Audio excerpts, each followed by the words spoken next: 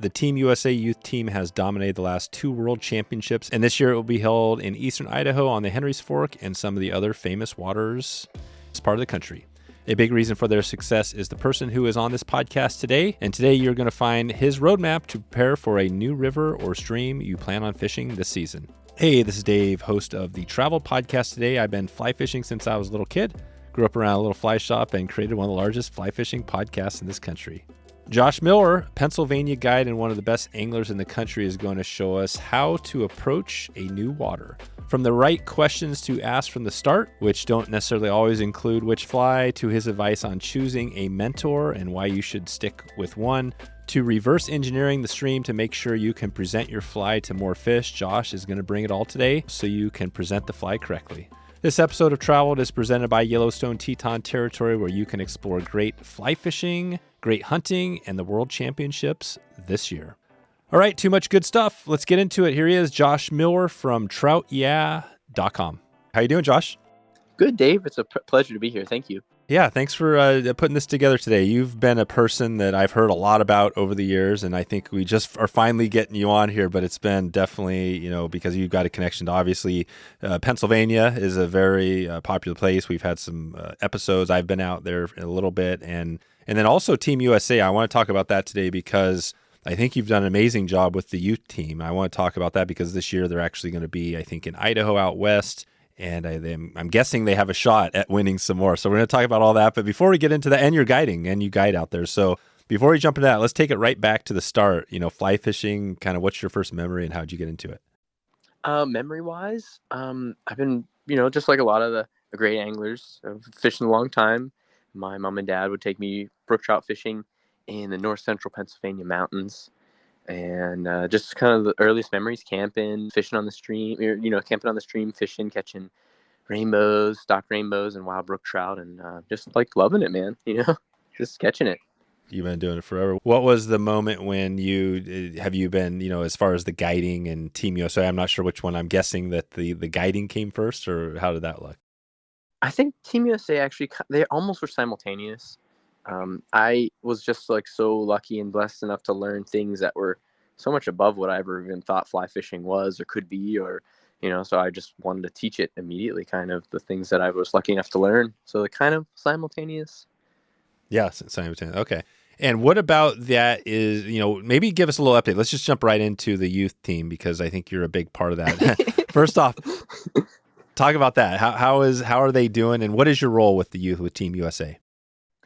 Team USA it's a really cool organization that has, so it's a couple things. It's a team of younger anglers from around like maybe 13, 14 to 18, 19 is the youth. And then there's an adult team with 18 to, I think it's like 55 maybe. And then a master's team, which is an older gentleman. And then there's a ladies team too. So it's kind of neat. It's our country's fly fishing competition teams in a way, and we fish in world championships.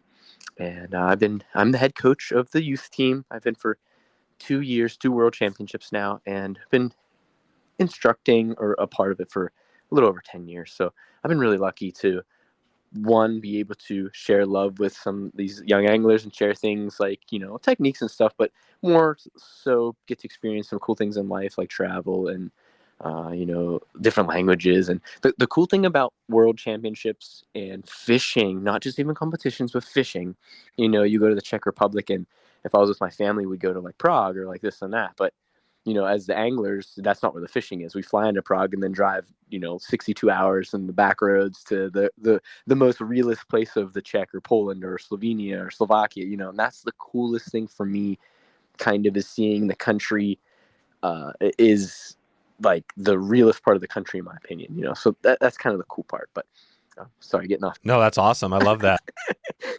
So the travel is a big part of it for you. You don't get tired of the travel. I was just in where was I? Argentina last weekend. Oh wow.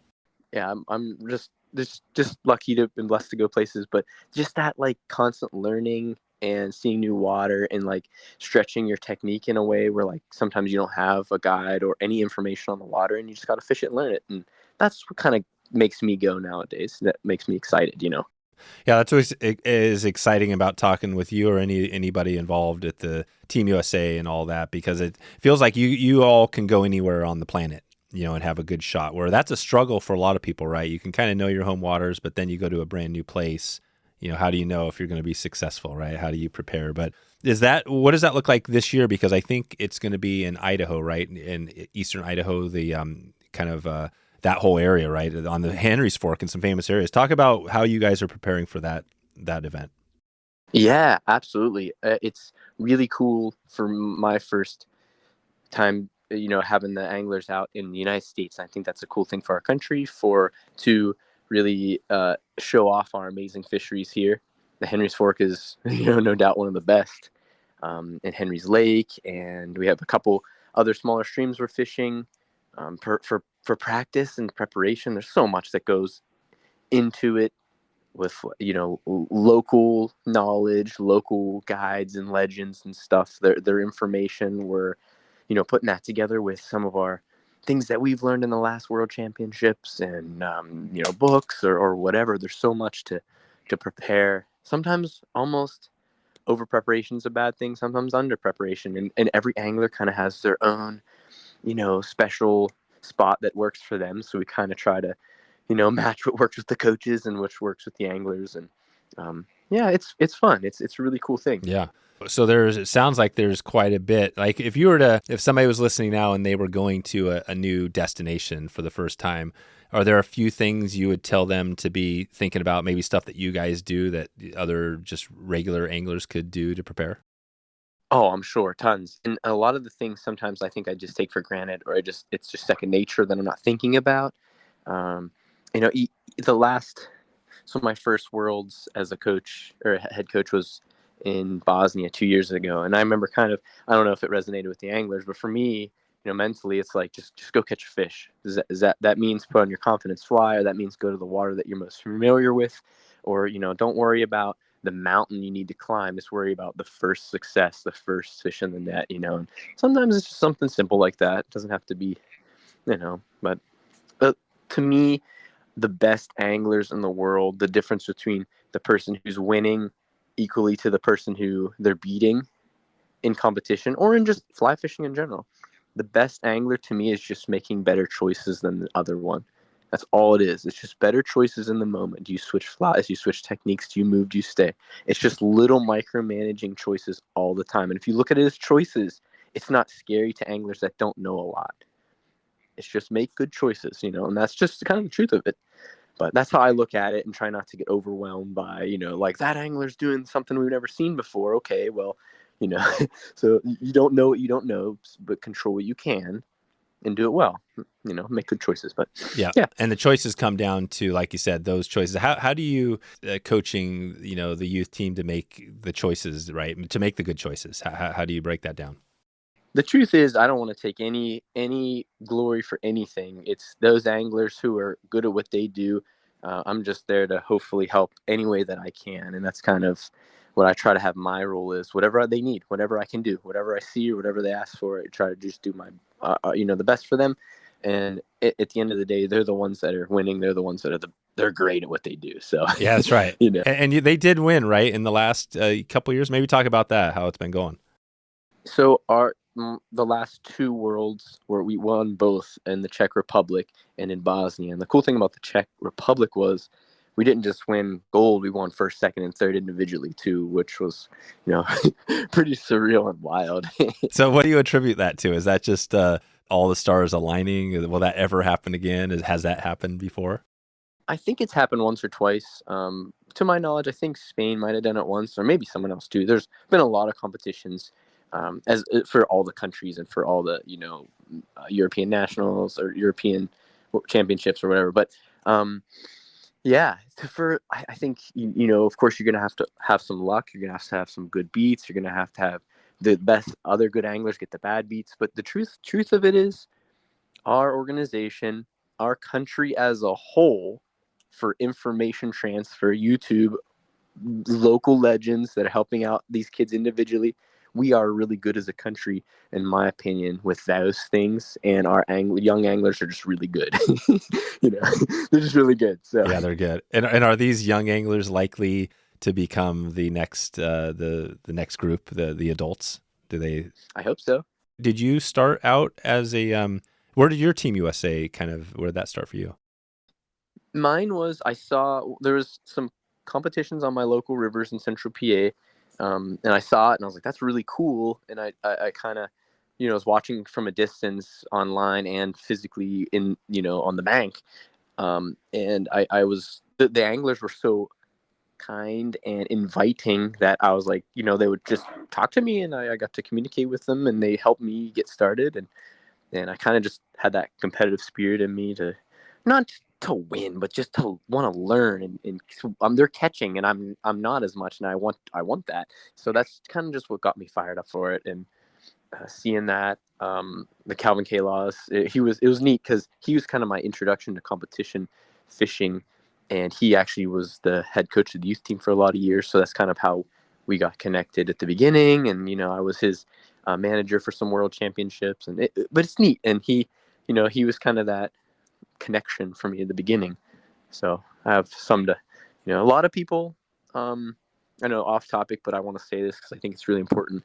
I've been really lucky to have a lot of people out there to look out for me and to get me started in things or push me to the next level. Or what is a mentor to you? A mentor to me is someone who looks out for me when there's nothing for them to gain from it.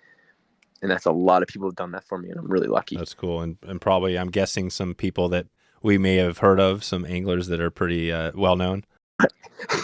Yeah, and I don't want to toot, your horn at all, but you have amazing podcasts and some of the best out there, and it's really cool. That's awesome. Yeah, no, I mean, you're in that one area. I mean, Pennsylvania, I just think of, whether it's, George or, Joe, right? Everybody's by a first name, all the legends. Like, who else is out there that are people that are still going strong that are Pennsylvania? The cool thing is, the truth of it, there's what I want to call is like sleepers. There's so many out there that are so good at what they do, or their niche, or whatever it is, but they don't put themselves out there because they don't care to, or whatever it is, doesn't matter. But they're so good, and that's what I think is neat. That can come down to some like local guides. There's some guides that work for their fly shops out here that are awesome, and just some, YouTube faces or this and that. But there's a lot, man. It's cool. There's a bunch. Okay. What does your kind of weekly or your guiding look like out there? Maybe talk about that. What's your kind of home area, and then what types of things are you covering? My home is I don't want too many of my anglers to hear this. My home is wherever I want to fish the next day, truthfully. I try not to fish the same places too much. I don't want to overcatch the fish, or not even that per se. It's like I want to keep my brain fresh and excited too. So I try to fish, one spot or one stretch a year, maybe twice or three, but that keeps me, and it keeps what I'm trying to do, keep my brain thinking and going. But to say that, it's mostly Central PA. We have a lot of really good streams, man. Just a lot. Yeah, you do. You really do. Is Central PA the area? Is that the one that's really known as what are the few of the famous waters that everybody would have known? Yeah, Spring Creek, Penn's Creek, Fishing Creek, Little Juniata. Those are kind of like call them, the big streams. That's it. Okay. And I love what you kind of say there is that, once per year, or just, you just get around. I mean, that's what you're doing. You kind of have to get good at that, right? Because you go to new water. How do you get ready for a new piece of water? And then it keeps it interesting. And do you do that when you're guiding? It's neat. I know I'll fish a stretch of stream, 5 years ago. And then I'm like, let's take my angler to that stream today, because I just have that feeling. And the angler's like, man, this stretch. And I don't want to say, well, I haven't fished it 5 years, but for me, I don't want to be stagnant. And as much as I can think as they're thinking, and I think it's more organic that way too, because we're kind of thinking together in a way, even though they might not know that or think that, and that helps me to keep on, I don't want to catch that same poor fish, or know that fish is behind the rock. I want to know he's behind the rock because my technique and things will tell me that's there, versus actually physically have caught that fish before, if that makes sense. Gotcha. Yeah, it does. What does it look like if somebody was going to be going out on a trip with you? Maybe break it down like a typical day, what that looks like. Typical day typical day is the day before. I'll let you know what we're fishing, and people are like, "How don't you know?" So when you come in, people aren't coming in saying, "I want to fish this particular hatch," but it's more like, "Hey, I'm going to take you somewhere, and it's going to be good." Well, it depends. It depends on what the angler wants. If I've taken them before, what their needs are, their angling ability, their wading ability. All that first off comes into play. But truthfully, if I don't know the angler and they call me and say I want to know the emergence of a specific thing on a specific river and hit it in its stages, I say I'm not the guide for you, even though I probably could do it fine and this and that. But there's better than me at those things.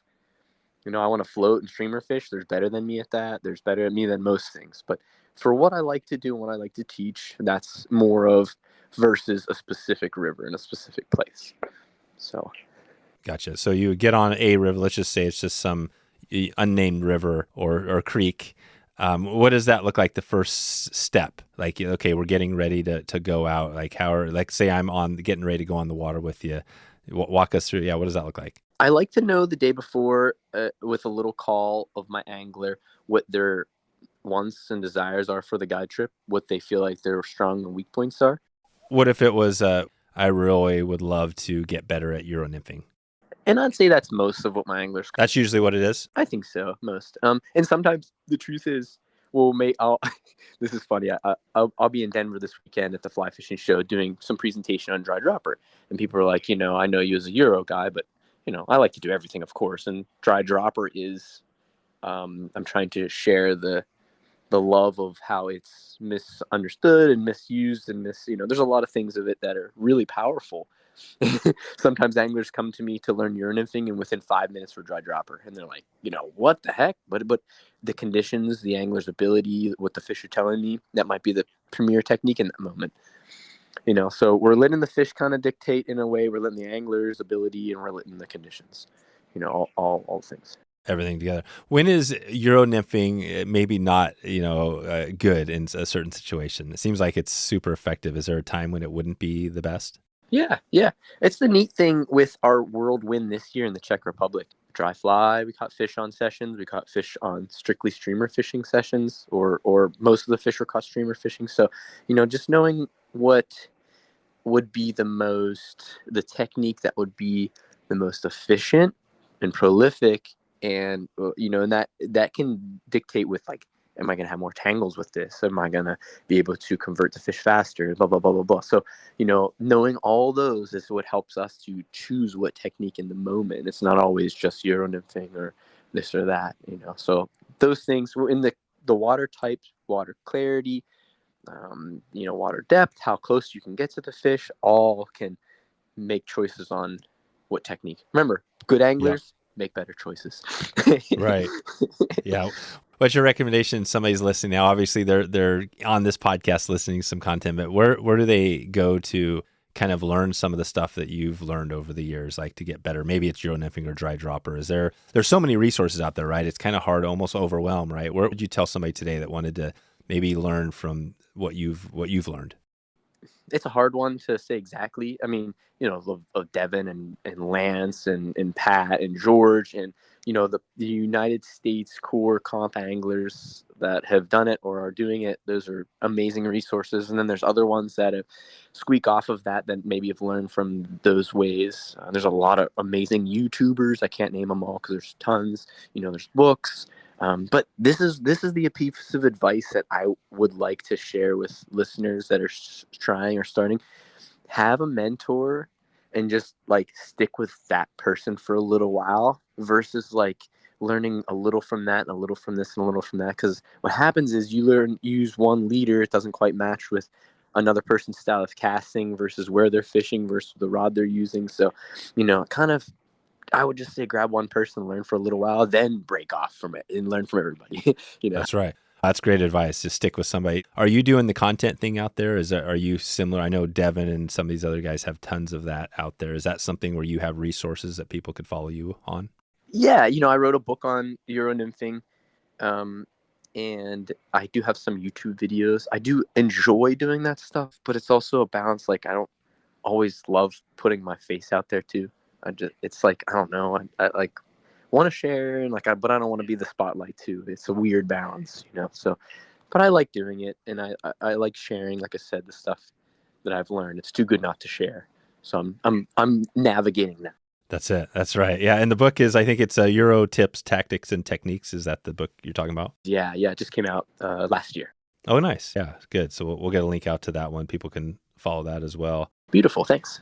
Yeah, I think that's good advice. So basically find one person so you don't get confused on this. And there's lots of good ones out there. There's tons. Yeah. Yeah, there's tons, whether that's Euro Nymphing or the dry dropper, right? Anything. Yep. Yeah. Nice. So let's go on, again, Pennsylvania versus, say, Idaho versus Czech Republic. Are those, worlds different as far as the fishing that you guys, I'm just thinking like as you're preparing for this Idaho Henry's Fork, is the Henry's Fork very similar at all to the Czech or to where you are in PA? Well, no and yes. Bugs are going to look different. Bugs, are going to hatch different amounts and this and that. But a rainbow trout's a rainbow trout, But then it is. Some places the fishing is more forgiving. Some places the fishing is just way harder. Fishing pressure versus amount of fish in the water versus stocked or wild or holdover. So knowing those things to us is important. I like to ask.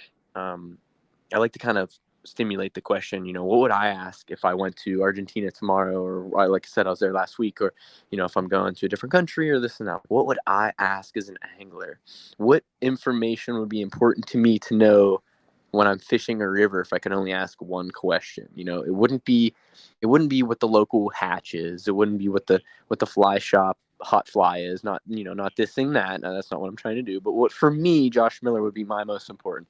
It's if there's wild fish or holdover or stocked fish. That just kind of helps me to know where I'm going to start, how I'm going to start, and my changes throughout my progression, my choices. What is the difference between that? So that is a great first question. So wild versus stocked, how do you change your process once you know that? Absolutely. So knowing that, I would, let's say this. This is kind of a neat story. I grew up on a little wild trout stream here in Pittsburgh area, and there was a stocked one down the road. I would fish, and kind of knowing where the fish were in the the wild stream versus where they were in the stock stream. My friend came over and we fished, and I helped stock the day before, and we put them at two bridges, and there was no fish in between. Then it rained, and then if you saw it the day we stocked it at 3 CFS, you'd realize they're only in the bridge holes. But then it rained and it looked beautiful throughout. And we fished the miles in between the bridges and caught nothing, and then we got to both bridges and caught the fish that are there. So sometimes rain in swollen streams, especially on the East Coast, look a lot better than they are the day before that rains. So just knowing that, you know what I mean? Like, you won't waste your time. Not saying it that way, but just for as a efficiency standpoint. But knowing there's wild trout there, they might be throughout the whole stretch. And it's just more dependent on where someone physically put the fish. We all know this stuff, but so that helps to know where I'm going to put my time in. I'm going to look for the common points, or and then technique wise, maybe I'll fish with different flies. I'll move faster or slower depending on if they're wild or stock fish. So it makes me change how I fish for them and the amount I fish each area. Yeah. Is the Henry's Fork fully wild, or are there stocked fish in the Henry's Fork? Truthfully, I don't know that answer. I think it's fully wild, but I really don't know that answer. We're gonna fish it like it's fully wild. Yeah, for sure. Yeah. Which means you're going to hunker down and learn the specifics of every detail, every pool.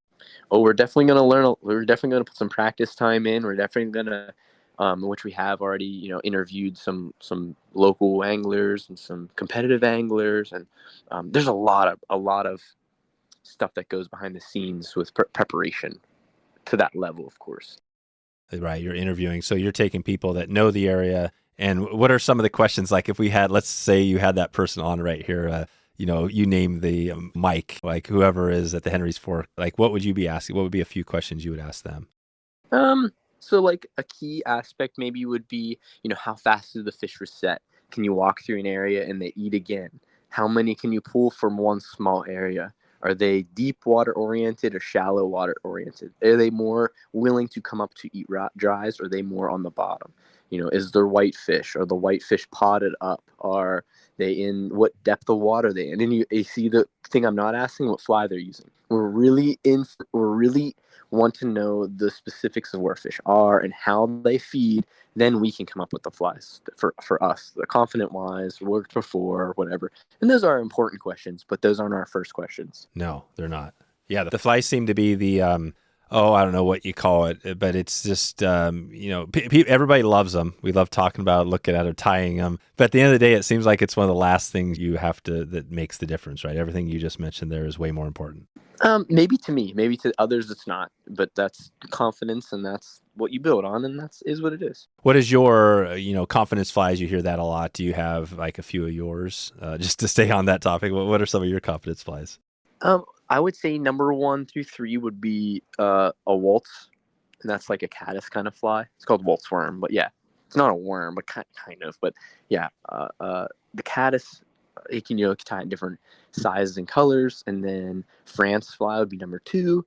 That's like a blue winged olive looking guy, or it could be like midgey or small mayfly, and then a pheasant tail, Frenchie or regular. I mean, those flies are just, I mean, come on, you can't beat that stuff.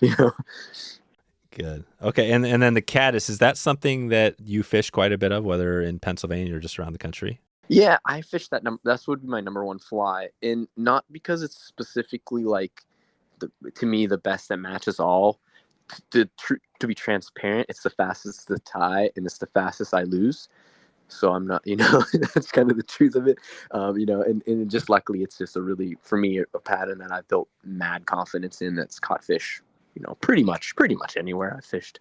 I feel like the you have these well, you mentioned the pheasant tail, but the waltz worm is similar to a hare's ear, right? It's kind of a similar. Is it the same? It's just, is that all it is hare's ear essentially? Hare's. I mean, you could tie it with many different kind of dubbings, but I would say yes in a sense. It's just a simple down hare's ear, no tail, no wing case, and I don't even really use like a special ribbing. I just use the thread itself. It just makes it even faster to tie. You know, and sometimes I feel sad about minimizing the importance. I don't want to say importance, but minimizing the artisticness of flies, and but I just don't have time for it. It's not something that I enjoy. I don't enjoy tying flies. I don't like that aspect of it.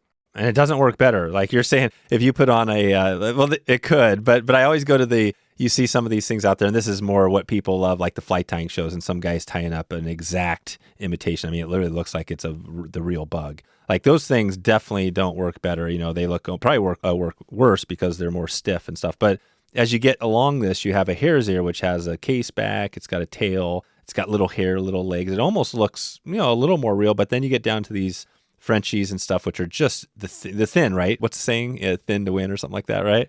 So, but then you get down and I feel like it's just the basic, right? And that's because it's getting down. Is that mainly because it's getting into the zone and not necessarily that it's the perfect color? Sometimes I have no clue. Sometimes I don't know. Sometimes, yes, getting down is, yeah, and it's neat. So I try to be more scientific with what's going on to support my ideas or our ideas. So it's more not just emotional, because as a coach and as an instructor, I want to know the reason why behind what's going on more than, this worked. Okay, stop, cut your motion. Like, why? An angler will come to me after a session, a young angler or whatever, and they say, I smoked them, I slammed them, I crushed them. I said, those are emotions. Give me facts. I caught 19. Okay, those are facts. Now let's figure things out. What water type, what this and that. There's a lot more to it than, oh, so I switched flies here and I crushed them. I went to the next hole and they're not eating up there. Was that the fact, or is your setup not appropriate for that next area? Did you change things appropriately? Like there's just a lot more going on, and we try to think about more of the, what's going on, what are you trying to do? So that being said, we work in reverse. We think about what our fly, does it need to, like you're saying, thin to win? Does it need to get down quickly? Does it need to get down slowly? And then our leader, our cast, our mechanics, and all that follow, versus how a lot of other people do it. They say, well, I'm doing this, thus this is happening. I want the opposite. What am I trying to do with my fly first, and work backwards with everything? Reverse engineer everything I do. And that gives me a little bit more control and knowledge of what's going on. A little bit. I don't know everything, of course, but I'm just trying to think things every time I'm teaching, presenting, or coaching. I'm trying to stimulate thought because I don't know the answer, but I know if you think about it, you'll come up with a lot more thoughts of what's going on, and you'll be able to control things. Step into the world where the river whispers and the fishing is nothing short of legendary. This year, I ventured into the heart of eastern Idaho's Yellowstone Teton territory where the fish were larger than life and the waters held the secrets of the best fly fishing out west. Yellowstone Teton territory is not just a location, it's a gateway to adventures that will etch themselves into your memory. With crystal clear rivers like the Henry's Fork and the South Fork of the Snake, and enough lakes to keep you going all year long, make your way to Yellowstone Teton territory and embark on a journey to one of North America's finest fly fishing destinations. Whether you're planning your trip now or just dreaming it up, the YTT is where those dreams turn into reality. Remember, Yellowstone Teton territory. That's Teton, Teton. It's time to experience Eastern Idaho for yourself and support this podcast at the same time. And so on that waltz worm, let's just say the caddis. I love that because the caddis is, I just feel like, okay, you got mayflies, you got caddis, you got stoneflies, all this. How are you fishing a caddis, differently than you maybe were fishing something that's a mayfly, or are you fishing it differently? No, not really. No, if I'm fishing two flies, I mean, my caddis is on the bottom and my mayfly is on the top. But even that, I'm just reaching. I'm not really, sometimes what matters more to me than, I think maybe you're reaching for, maybe I'll animate the fly or move the fly or fish it in different waters, but not too much. But what matters to me, what I'm after is sink, how it sinks. Sometimes I don't want a fast sink. Sometimes I want it to sink really slowly, like way slower than I think a lot of. What I encourage every angler to do is when they're listening to this, think of the fly they're using. If it's a 3.5 or 2.0, whatever it is, next time you fish, tie it on your line and drop it in the water in front of you and watch it. Bet you no one does. People don't realize how slow or fast their fly sinks. Watch that and see, and use that data to think about when you cast. And if you drop your rod tip and do all the slack, what's happening with your slack? Is the fly actually sinking as fast or as slow as you think it is? And, you can start controlling things a lot better when you know how fast or slow your sink is. And you can follow it with your rod tip as it sinks and maintain control. Or you can, the angler that I look up to very highly is Pat Weiss. He's someone in central Pennsylvania he's it's neat. Just a really good angler. I don't know exactly why, but I think I'm not even going to say why, but he's just a really good angler. Okay. And he told me something on a trip. I booked a day to go with him. I want to learn from him last year. And he told me something like, he thinks fish can see oftentimes a lot further than we think they can. And if that fly sinks really fast upstream, a lot of fish will say no to it before it even gets to there.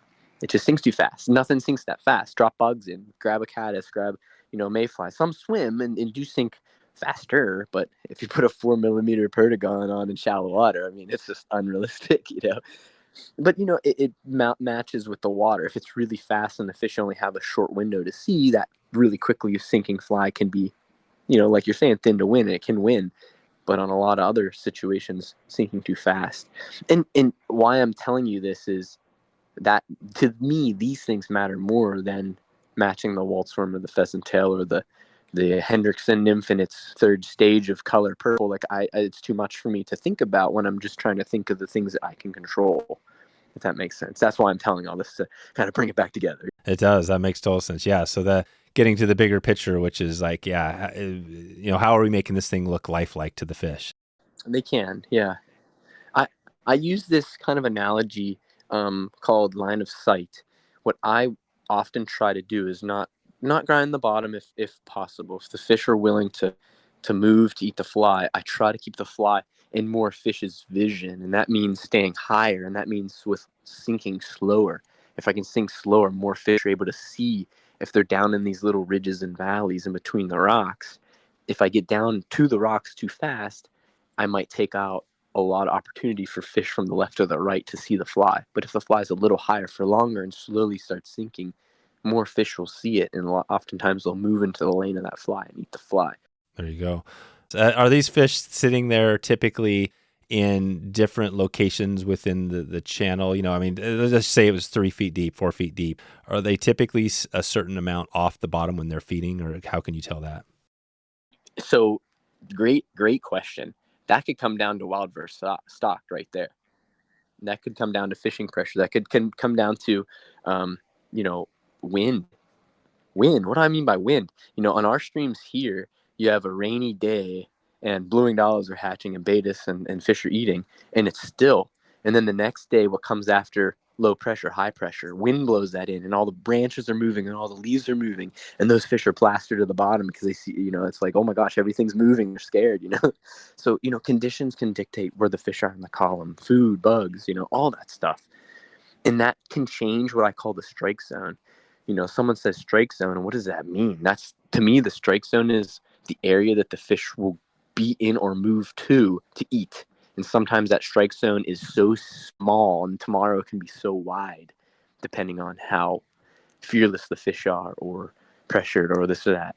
So knowing those things can change how I fish. I love that. Yeah, we were doing a streamer episode. I'm trying to think of the I think it was Tommy Lynch, and he was talking about two types of fish, or the two at least out there, the suicide fish and the would-be predator, and the suicide fish is that one that's just, it's suicide fish, right? Going nuts. And then you got the other. But I think this goes back to it, right? Same thing, is that depending on the conditions, these fish are changing, right? And this could probably change throughout the day. Is that true? Oh, absolutely. It can change. Bird flies over. All of a sudden, they're spooked and wary now. So strike zone changes. What is on the leader setup? Let's just take that for the Euro. Does that vary quite a bit between, let's say, Pat, Weiss versus you versus others that are out there? You think it's pretty similar with the Euro setup on the leader? I think it's similar in the fact that it's monofilament, but it's definitely different in the weights. But those balance, where I tried to say earlier, which Pat is once again engineering or reverse engineering what he wants his fly to do, and then his leader helps to accomplish that. But his cast also is connected with how and what it's doing, so it matches. But if you ask him what leader and then you don't cast similarly, it might not work for you. That's what I try to say. When you learn from someone, learn their whole method, get good at it, then understand what it's doing, how your rod's working, how your rod's bending, why it's casting the way it is. The best anglers, to me, are like plumbers, electricians. That's my dad. He was a carpenter, and he understands his hammer, how to use it in ways that I wouldn't know. That's the same thing with the rod. Like, you understand when you cast, it's doing something with that light leader differently than it's with a heavy leader versus a heavy fly with long tip. So understanding how your tool works to a high level, then you understand if you grab Pat's rod or his leader and then mine, you're going to be so different. And you're like, but if you do the same stroke with both, it might not work properly. Wow. That makes sense. Yeah, it makes total sense. No, I think I think you're reinforcing a good point here, is that, yeah, you can go out and get stuff from Devin and Lance and, Pete and everybody and put it all together, but it's going to be a little confusing. A little. I mean, it might not be for you, but for me, I have to, if I go to a heavy leader, my cast is going to be different than when I go to a really light leader and light flies. Just like and then if I change rods, my cast might change a little bit too. So a rod that's a little softer or a little stiffer or whatever, I might need to adjust things a little bit. Yeah. If let's just say you have a fish that is kind of active, maybe is up in the column a little bit feeding, maybe he's even in shallower water. How are you fishing a nymph? Like, what would your setup look like to that fish on that day? When fish are in like water that is like ankle to knee deep in fast water like that, hopefully if it's moderately fast, that's my favorite fish. But when you're fishing what I call a micro environment, you asked earlier, the fish that's in 3 feet, there's different obstacles, let's say, in 3 feet versus 6 inches. The environment is so small in 6 inches that the difference between a 2 millimeter and a 2.4 sink rate might be the difference between 1 second in the bottom and a half second, which over a foot might be a drift or not. So, when water's so small in such micro environments, little adjustments are huge. Little adjustments are very important. So how I'd fish something like that oftentimes would be with a really light fly and greasing my leader and letting it float on the water and fishing like straight or almost straight upstream. That's my favorite way to fish. I love that. That's my favorite method. Oh, really? By far, yes. Love it. So, so they're in shallow water. And by greasing it, you mean you're kind of putting some like floating so that the leader holds up high? Yeah, so I'll put like some sort of wax or something that's like sticky that you can put on the leader that will help it to suspend and float. And you're watching that leader for indication of a bite. It'll move forward, or go sideways, or even go downstream. There's different things. It's so fun. I like that because I can fish a little farther, a lot more casting techniques, more traditional stuff, maybe I should say, are important. Like you could do different kinds of reach casts and making sure sorry, this is like you got to close your eyes and picture what I'm talking about here, but so wherever your fly is going to go to, wherever your fly, if you naturally drop something in the water where it's going to go, that's what we call tracking. It's the path that the fly is going to take without your interference. Okay, can you picture this? I want my leader to land downstream of that path always. So I might need to bend my cast to turn around that rock because I want it to go past that rock, but I'm on the opposite side of the rock. How do I do that? So casting might be really important to manipulate my leader in the air to land a certain way so the fly goes that way. And that's the same thing with Euro nymphing. You got to think of that same thing. Where's the fly going to go if you don't impede its path, and you need to figure out your body position and how to do that properly. We call it tracking. Once again, something I'm more thinking about than the fly itself. Just want one more layer of the onion. You know what I mean? That's great. I love that, you can kind of, for a little bit, take out the fly, right? That's one thing we can maybe focus on something else. We know the flies that work, right? A little bit. Let me say this. If I can match the drift and exactly the fly, man, I'd be deadly. But in that point, it's too much. You know what I mean? I didn't need to catch that many. Yeah, I love that. At the end of the day, I'd rather walk out and say, man, I manipulated my drift and I was, in control of that so well that I caught fish and I didn't physically have to change anything versus the angler who stood there and had to change the fly 10 times because changing flies isn't fun, and matching the right fly. To me, that's what's more fun, but each angler's their own, whatever they have fun doing, whatever, who cares, I'm with you. Like I've tied lots of flies, but I don't love tying anymore. And I feel like the fishing, like changing my flies out there, I'm not, especially as I get older, you're not even there yet, but once you get older and you got to put the glasses on, that's the other thing that's like, oh my God, I got to change my fly again. To be the bearer of bad news, sometimes we have to change things. We got to change weight. We got to change fly, That's right. Saying you don't have to, but I would rather first rely on my technique. Okay. So I like this so you're fishing to a fish that maybe is in shallower water. Maybe he's coming in, he could be a big fish, right? In there. And your leader is looking like maybe describe that. Are you using a shorter leader in that situation? Lighter? There's two thought processes here. So leader, let's talk about length real quick to get all on the same page. So leader length, if possible, if I'm not bound by regulation nor competition, I will have more of what anglers would call a mono rig. So what that means to me, I don't know what the exact definition of a mono rig is. I don't really care. But what the definition for me is monofilament that's long. So it might be 30 feet of monofilament. It could be tapered. It could be taperless. It could be all cider. It could be whatever it is. In my scenario, let's say it's Pierre Sempe. It is let's say 1.8, which is like, I think that's millimeters, but it would be around 4.5x, 4x, something in that range. Okay, so that's my whole leader, let's say 30 feet of it. And it's all cider, it's all colored. It terminates, and at that termination point, you could put a tippet ring. You don't have to. You could use a perfection loop. That's what I use usually, just a little perfection loop that I tie in the leader, and then I'll add tippet to that. Our fish is in ankle deep water. It's moderately fast. It's not like whitewater, but it's all gravel, which is kind of key. We're painting a scenario here. On the left or the right, it's really deep water, so he slid over and he's eating the bugs coming in that kind of fast, shallow water, which often happens in the summer when there's a lot of bugs. So for me, I would put let's say a 2 millimeter waltz worm on, and in this scenario, I'd want that waltz to be thicker, and because that can help maybe slow my sink down. I can slow my sink down by how I land my leader on the water. I don't tuck cast. I land what I call level with my fly and leader and tippet and slider. They all hit the water simultaneously. So the surface almost pulls my fly just gently so it doesn't allow it to sink. I can also restrict my sink with thicker tippet. I use 5x, 4x, 3, whatever.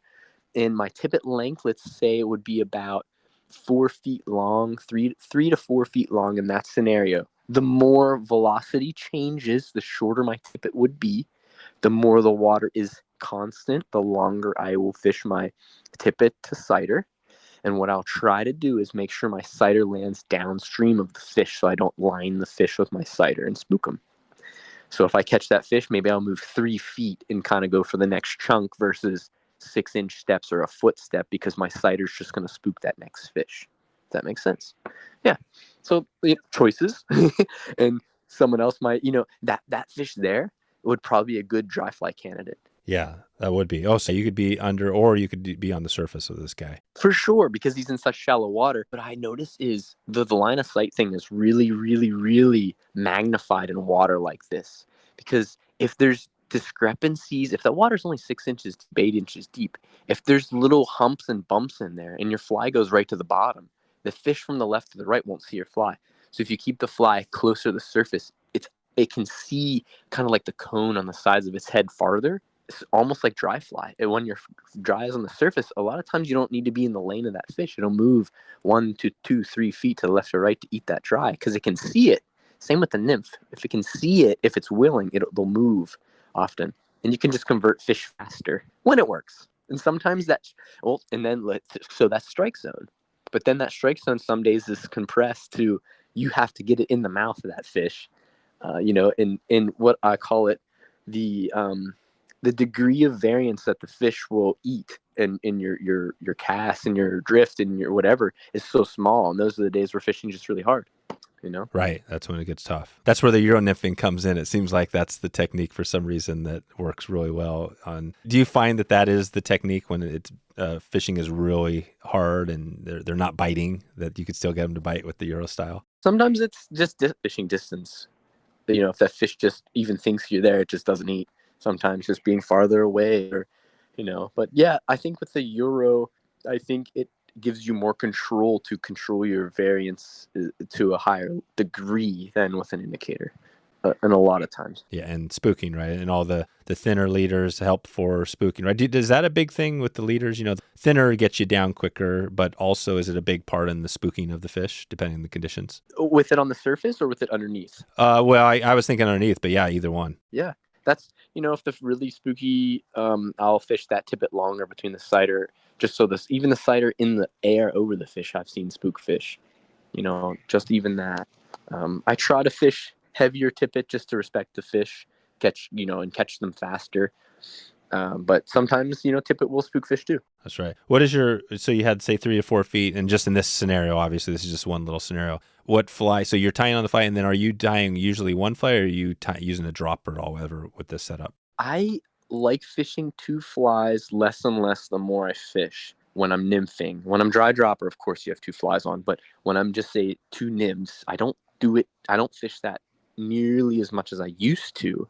In that scenario, 1 fly for sure, just because the amount of sink you're not, and to me, because of that environment so small, anything going past a fish is going to see it. When I have 2 flies, to me, it's more chance of a fish to be spooked off or to say no, or to, when I'm fishing deep, 3 feet deep or 4 feet deep or whatever, and it's uniform and it's a big river, I'll have 2 flies on. When I'm fishing small, boutique little spots like that, that's, to me, those are all one fly spots. Those are all 1 flies. Okay. And then on the tungsten, on the bead, is there any time where you wouldn't be using the tungsten? And it sounds like sometimes getting less sink. Is that something you're doing, or is it all tungsten? Yeah, for sure. In that larger brass beaded fly, a 16 waltz or 16 hairs a year with a traditional Yeah, for sure. The problem is now casting now, it gets difficult with a light leader. But when you learn different casts, so someone says, I want to do what you're doing, and I'm saying it's actually not very hard. But if you try to traditional cast with it, it's it can be extremely difficult if there's wind or whatever. And we've learned just different casts that just work, that are I actually do this cast called a frisbee cast, where I put my finger on the side of the rod versus my thumb on top. When my thumb is on top, I notice anglers, including myself, when I'm guiding, have the tendency to rotate the wrist. Not saying that's good or bad, but the rotation makes the fly pop out of the water and go high, especially with the light leader, kind of amplifies this, and it just really kind of destroys your distance and accuracy. But if you put the finger on the side of the rod, and we call it the frisbee because it's the same motion as like throwing a frisbee. The wrist is still involved, but it doesn't rotate on like an upwards angle. It can, you keep it level with, let's say, your waist or your chest, and you can even do it a foot 6 inches off the water and keep it really low. And if you think of, I'm not a math person, but if you think of geometry and the distance, between 2 points, straight line, wind and accuracy, some of that stuff, if it helps to get the fly there. It's not the best, but it helps to get it there, where sometimes that's the only way I found just to get a light fly, but understanding how your rod works, understanding how your cast, how your fly, I like to explain it almost like, you cast a dry fly with fly line, and the fly line carries your fly. Where some of these casts, it's almost like your fly is the fly line, and it's like you pretend you're throwing a baseball with a string. You're throwing the baseball, the fly's the baseball, and the string is like, the fly's pulling your string towards the target. It's almost similar to like how these casts are. It's just different, you know. Right. So yeah, and let's take that moment as you're talking about casting. We have our own casting challenge going, and we'll start to take it out of here now as we look at this. We have this really cool thing going. I'm reaching out to some of the casting, instructors or just people that know, and saying, hey, what's a good exercise somebody could work on? And I feel like that's a big struggle, right? Casting and just Euro, right? Casting, that setup is not easy to do. Would you have, if somebody is new to it, like some sort of a exercise somebody could use to get better at the casting of the Euro? Absolutely. But the key to me is there's like 5 fundamentals or things that really can make or break, and making sure the leader matches what you're trying to do. Like I said, if you do this with a heavier leader, it doesn't quite seem to work as well. But like some key aspects, what if I have a heavy fly or my fly is deep, I need to get that fly to the surface before I really finish my cast. So the movement of my rod tip might be 1, 2, 3 feet to bring that fly all the way to the surface, and then I finish my cast with a crisp flick of my wrist when the fly's on the surface. So there's definitely some things, but you gotta like, I like to say, I'm not the best with my words. I'm a visual. You got to see it. Then I can explain it. This would be too hard to explain exactly on a call. But that's a part of the teaching part that I love. Yeah, you do. Somebody's coming there to get better at, maybe they read your book and they're thinking like, okay, I want to take this next level. They're out with you and they're just new to it. So what is that the first thing? What is the first thing you're doing with somebody who's kind of new to it on the cast? Those things, making sure we set up a back cast properly, making sure your body is set, making sure you're physically always identifying your target where you want your fly to go, making sure your mechanics are appropriate, and trying to execute your cast. And then after the cast, when the fly's in the air, when the fly is still in the air, understanding the next movements of your rod. If it's raising your rod tip by just rotating your wrist, or if it's already moving your rod tip downstream the same speed as the surface of the water to maintain instant connection. Like, there's a lot of things post cast to do to help you for success too. And then it's even, I don't do one cast. There's multiple casts to, identify your target first, figure out what you want your fly to do. Do you want it to sink fast? Do you want to be connected instantly? And then that can help you to choose what cast you want to do. You want to do a higher arcing cast, maybe to help the fly to sink faster or to have connection instantly, so that those things are, there's not one way to do it. There's many ways. Oh no, I love it. The rabbit holes are always good. Totally. Does your book go into casting? Is that something that you cover in the book? Some casting stuff in the book. Truthfully, if I could do, I don't know any author that wouldn't say it, but man, I could write that book 5 times longer now. With all the things that I'm like, man, like, because even me, I'm always trying to keep learning. I want to read. I just want to be the best I can be always, so I can keep teaching. And it's fun, man. It's fun. That's it. Nice. Well, and this time of year, are you fishing? Maybe go back to that real quick on your guiding. Are you guiding throughout the year, or there's a time where you're out there more often? So my schedule with guiding is, I haven't really fished besides last week down far south. Of course, I'm gonna go to Florida next after Denver show this weekend. I'm gonna go to Florida, fish the Keys a little bit for fun for myself, and then I will start lightly guiding in March. So it'll be a little bit of steelhead and then trout, and then once opening day in Pennsylvania, I'll do April trout, May trout, and usually most of June, but I will have my second child, God willing, is coming. We call it the green drake baby. I have a Granum baby, which is early season. I have a green drake baby on the way. Yeah. Which is, when is the due date? It will be end of May, early June. Yeah, end In of May, that early range. June. Wow. Yeah. That'll change my guiding this year, but traditionally it would be June, and then summertime would be July. Here in Pennsylvania is too warm on most of our streams, so I kind of hang up guiding. Maybe I'll do a day or two in July, but not really anything. And that's when the World Championships, July, August, for the last few years. And then September, I'll go out west for a little while and fish, and then I'll start back end of September, October for a little bit of trout. Then they start thinking about spawning. I give up trout and I'll go to steelhead for a little while, and then comes into the winter and I don't really fish at all winter. So yeah, that's my season. Yeah, you're not fishing. You're not going for it right now. You got a couple things. Yeah, Denver's right around the corner. Well, yeah, honestly, a few years ago, man, it was like nice to have that fall, winter time with your family and stuff. But now I'm busier. I got all the shows and talks and engagements, and it makes it so fun. I love it. That's so good. Okay, cool. Well, and then we mentioned the July. So are you guys going to be, do you just head out there like the week before for the World Championships, or how does that look that week? Yeah, usually whenever the past in different countries, we went maybe 8, 9, 10 days before if we could. Sometimes it was a little less, a little more. Whenever you're going to, let's say, Slovenia, my first World Championship coaching in, it was like 2-3 days of travel, and the time zone's pretty big, and young anglers are excited.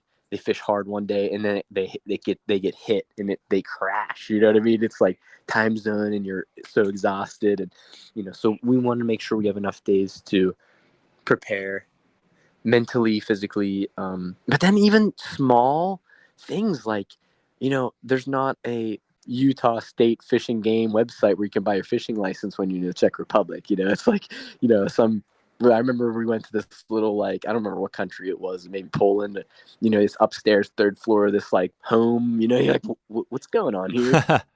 That's where you got to get. So you do have to buy a fishing license even over there. Oh, for sure. Yeah, every country. And they're different. There's different regulations and governing things. It might only be you could fish it just these small stretches, and that's it in the whole country. Maybe it's a region. Maybe it's just one stream. So it's very different when you go over to different places overseas with fishing. Very different. Yeah, that's it. Okay. Yes.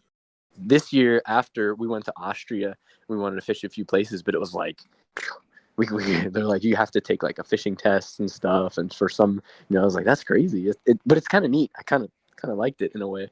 That's kind of cool. A challenge. Yeah, it's like some of that stuff. It's better to have some education before you get into it, right? Okay, so basically for this in Idaho, you're going to be heading over there. I think it starts like mid-July, right? So you'll probably go over there a few days before and just kind of do some practice and then get ready to roll. Yeah, we're gonna go practice way before, a couple months before, and try to get as much as we can, practicing on water type that's similar, or if the venues are still open, on the actual physical waterways. but try to get as much. But it's not going to be the same in a way. Is runoff season versus after runoff is so different. So you got to take that with a grain of salt. Sometimes it's just physically standing there and having your boots in the stream. Sometimes just that gives you, you you just know the lay of the land, what you're looking at, familiarity. You guys are going to be doing some, there's always a still water component, right? Not always, but usually, yeah, there'll be 2 lakes involved in this one. Okay. Is that something that you're a specialty? Are you equal at lakes as you are all the other stream stuff? Oh gosh, no, I'm terrible at lakes. So some of the anglers are really good at lakes, and usually it's the West Coast more anglers because they just have more opportunity of natural lakes or just lakes in general. We don't have too much on the East Coast. There's some, and there's some with some wild fish, but not too much. Well, this is awesome, Josh. I think we definitely could chat. I would love to drill in more, at a later point, but I appreciate this today. I think we'll just send everybody out to troutyeah.com and Josh PGH on Instagram. Any last words for the big event that people should be thinking about? I know you guys need volunteers, stuff like that. Any other, why would people listening now want to come to that event? Is that something where anybody can come there and join and watch you guys fish? Yeah, sure. And it's great. I think it's almost like that thing, more a stream needs friends. We do too. I would like some light to be shared on competitive angling because there, to be honest, there is some negative things involved. We're taking, an area of the stream. It's hard for anglers to fish it that weekend. We're going to catch some fish. It makes it maybe difficult, this or that. So of course there's some negative things, and I'll be the first one to say that. But at the end, we try, at least I'm trying to always help the anglers with education on, loving the environment and loving the fish and trying to do their best too, and making sure that they know and we know that we are ambassadors for, the sport, our country. But, that we don't have the right of way. The regular angler does. That's the truth. Yeah, that's right. Because they're out there. That's the difference, right? In the U.S., typically we're not closing down this whole thing for the championships, but in some other countries, don't they? Did the other 2 countries, did they close down the waters for you guys? Yeah, and we don't want, at least for me, if I had the ability, I wouldn't want to do that. That's part of the game. That's part of the luck too. It's part of what it is. But the thing is, some of the governing board or whatever wants to make sure it's fair and equal, because some countries maybe will do some things that are not fair, put people in people's beats on purpose and stuff like that. But we try to make sure. So our nationals, we have a nationals here in Pennsylvania. That's going to happen in March, and for that, there's no closed water. Anyone could fish right beside the angler, even though I would hope no one would do that on purpose. But we would never. I always tell our anglers, we are not, what word am I saying? I'm looking for. Yeah, you're setting the example, right? Setting a good example. Of course, but we don't have the right over them. That's what I'm saying. We don't. We never. Just I try to share some love and happiness in this stuff. And so the nationals, and that is the step. So is that the nationals for everyone or just the youth? Just the youth. Yeah. I'm excited. It'll be in Pennsylvania on Spring Creek and Fishing Creek, which are beautiful place. Beautiful place. Is this the national where now the youth that win this get a chance to go to this thing this year, or has that already been selected? No, that will be it'll help to decide the final anglers. Wow, exciting. So you don't know right now the exact team. I mean, that must be a little bit of right, some pressure. These youth, I'm sure, are just as fired up as you about getting this together, and they got to perform. But it's not just one thing, right? This is a culmination of multiple national events to choose this, right? It is, yeah. And it's, obviously the anglers last year that took first, second, and third. Right, they're not being booted out, right? Put anglers age off, and then there's more spots. Some anglers don't come, I don't think everyone really doesn't come back, but sometimes that happens, I'm sure, But yeah, there's definitely spots to be made this team, so it's special and it's cool. Awesome. Well, this is exciting. We'll definitely be sharing the message, and we're going to hopefully help get some volunteers out there. We were talking to Glade a while back about just helping to get the word out, and I think it's awesome. I think it's exciting to see what you have going. So yeah, we'll be in touch moving ahead, and definitely thanks for all your time today. Thank you for having me on the channel, and I really appreciate it. Thanks so much. If you ever wanted to see some of the best in the world, now is your chance to go hang out and check out Josh's crew. Team USA, the youths are going this year. The ladies will be there. Now is your chance. Josh may be booked out for his guide trip for 2 to 3 years in advance, but if you want to check in with the people that are learning from him and check in with him in Idaho, you can check in with me, dave@wetflyswing.com. Let me know, and we'll get you in touch. All right, just want to give one quick trip shout out. Phil Roy, if you're interested in the Stillwater School, we're going to be doing that again in this neck of the woods. Send me an email and we'll follow up with you. I appreciate you for checking out travel today. I hope you can live that dream trip this year or just get off the beaten path and experience that road less traveled. We'll talk to you then.